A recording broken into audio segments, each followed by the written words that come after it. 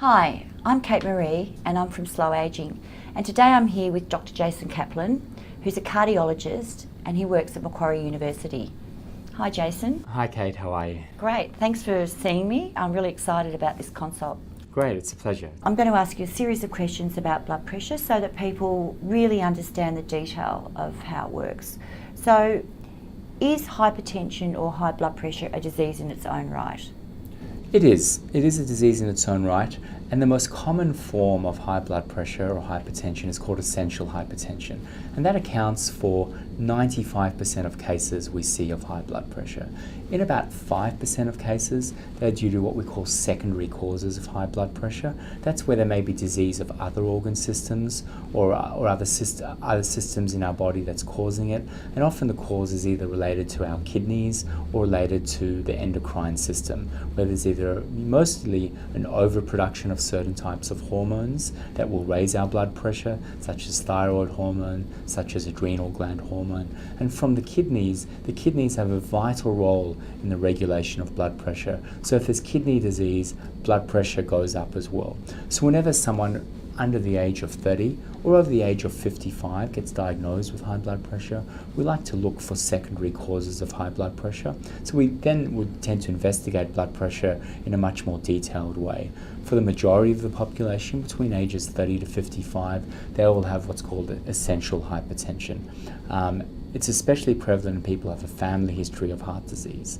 A quarter of all men over the age of 50 in Australia have high blood pressure, and a very large proportion of them will be on medication.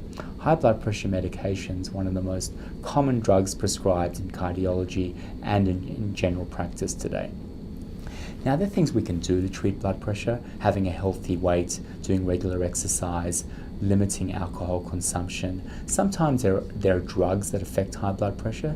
So a lot of people are on arthritis drugs such as Celebrex, Voltaren, Nurofen. All these drugs can raise blood pressure. Also, if people have sleep apnea, or if they snore, or if their partner tells them they snore, it's worthwhile thinking about being tested for sleep apnea, because if you treat the sleep apnea, you also treat the blood pressure. But the majority of people, blood pressure is related to a gradual stiffening or hardening of the arteries as we get older. Lifestyle can go a large way to reducing blood pressure in the majority of people, but sometimes blood pressure needs to be treated with medication. Now, interestingly, you'll see a lot of different targets for blood pressure, and a lot of large medical societies are having disagreements about what blood pressure to treat to.